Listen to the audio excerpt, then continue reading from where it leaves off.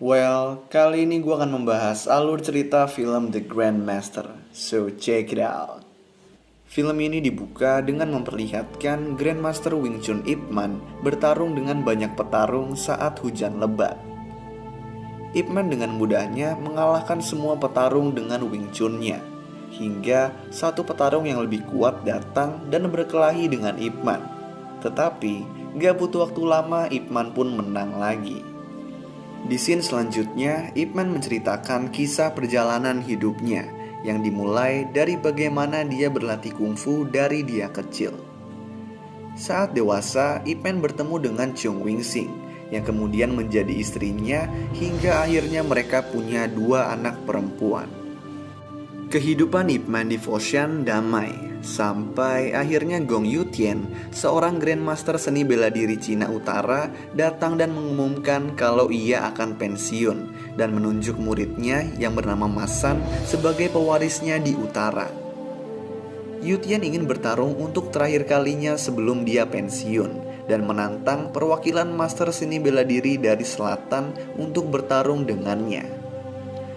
Beberapa master panas dan langsung mencoba menantang Yutian, tetapi mereka dihalangi oleh Masan yang dengan mudah menghajar para master dari selatan tersebut. Yutian pun marah dan menasehati Masan untuk memendam emosinya, tetapi Masan tampaknya gak suka dengan perkataan gurunya tersebut. Di sisi lain, orang-orang besar selatan mengadakan pertemuan dan meminta Ip Man untuk menjadi perwakilan. Sementara putri Yutian bernama Gong datang dan mencoba meyakinkan ayahnya untuk membatalkan pertarungan karena dia merasa master-master dari selatan tidak layak untuk bertarung dengan ayahnya tersebut. Meskipun begitu, Yutian tetap bersikeras untuk bertarung dan menyuruh Gong untuk segera menikah setelah dia pensiun. Setelah melakukan pertimbangan, Ip Man memutuskan untuk menjadi perwakilan.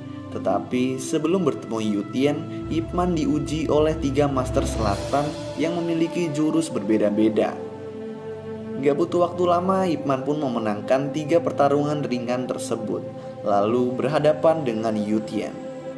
Pertarungan antara Ip Man dan Yutian ternyata adalah pertukaran ide filosofis dengan menggunakan kue yang sudah hancur sebagai metafora persatuan Cina Utara dan Selatan.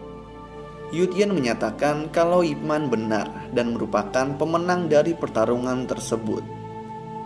Saat Yutian kembali ke utara, Gong gak terima kalau ayahnya yang belum pernah kalah sama Ip Man. Jadi dia bertekad untuk mendapatkan kembali kehormatan keluarganya dengan cara menantang Ip Man. Yutian kemudian bilang kalau Gong harus menerima kekalahannya. Tetapi Gong tetap bersikeras sehingga di saat perjamuan makan malam di mana dia harus menggantikan ayahnya yang gak bisa datang, dia menantang Ip Man. Di sini Ip Man dan Gong setuju kalau kungfu adalah tentang presisi.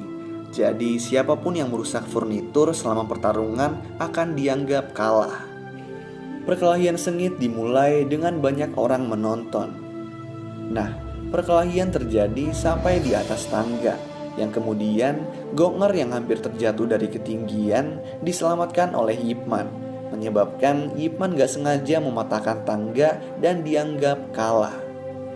Ip Man dan Gong memberi hormat satu sama lain, dengan Ip Man berharap bisa melakukan pertandingan ulang di lain waktu. Di adegan selanjutnya kita diperlihatkan kalau mereka berdua tetap berhubungan dengan cara bertukar surat, dan Ip Man juga berencana membawa keluarganya ke Cina Utara. Namun, rencana tersebut harus dibatalkan karena terjadinya Perang Cina dan Jepang kedua pada tahun 1937. Selama perang, terjadi krisis ekonomi yang membuat orang kesusahan. Bahkan, orang kaya juga menjadi miskin, termasuk Ip Man dan keluarganya. Saking susahnya, Ip Man bahkan harus menjual sisa barang dan pakaian yang dia punya untuk bisa menghidupi keluarganya. Selama perang ini juga, banyak orang-orang penting Cina berkhianat dengan menjadi kaki tangan Jepang supaya mereka bisa bertahan hidup. Ip Man sempat ditawari untuk bekerja sama dengan Jepang supaya hidupnya menjadi mudah, tetapi dia menolaknya. Beberapa lama kemudian, Ip Man dan istrinya menjadi sangat sedih karena mereka kehilangan kedua putrinya yang meninggal akibat kelaparan. Sementara itu, di Cina Utara, Masan mengkhianati negaranya sendiri demi pemerintahan boneka di Manchuria. Dia kemudian mendatangi Yu Tian yang sangat kecewa dengannya dan membunuh gurunya tersebut.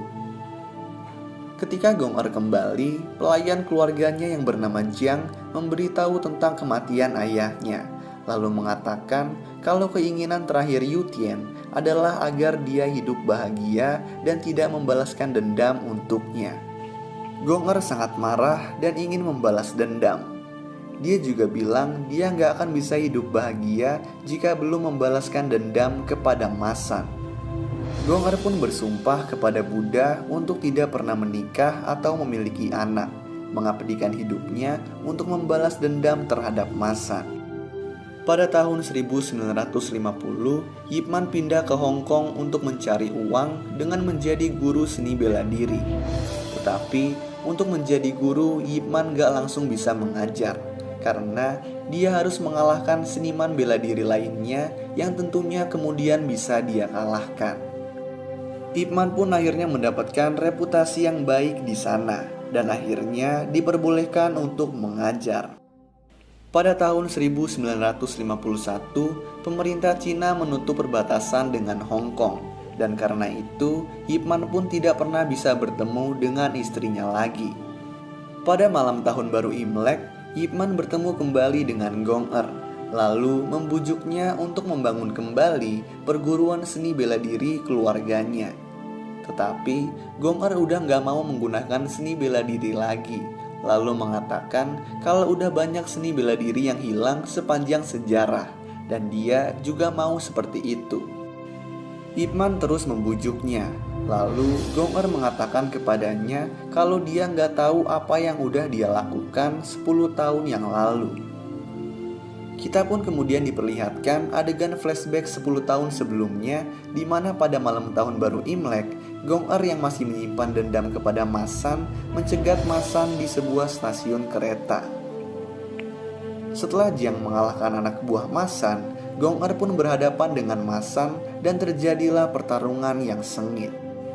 Meskipun marah, Gong Er tetap bertarung dengan tenang, sehingga meskipun tidak mudah, dia berhasil mengalahkan Masan menggunakan salah satu gerakan khusus ayahnya yang gagal dipelajari oleh Masan. Masan pun terkapar dan mengatakan kalau Gong Er telah memenangkan pertarungan.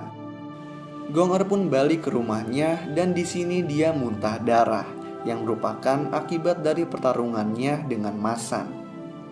Nah, setelah beberapa lama, Gong Er kehilangan keinginannya untuk menggunakan seni bela diri dan pindah ke Hong Kong bersama Jiang untuk membuka sebuah klinik. Inilah yang menjadi alasan Gong Er menolak untuk membuka kembali perguruan seni bela diri keluarganya. Pada tahun 1952, Ip Man dan Gong Er bertemu kembali untuk terakhir kalinya. Di sini, Gong Er berpamitan dengan Ip Man karena dia sudah lelah dan katanya mau pulang. Sebelum pergi, dia juga mengaku kepada Ip Man kalau sebenarnya dia telah memendam perasaan romantis padanya sejak pertarungan pertama mereka.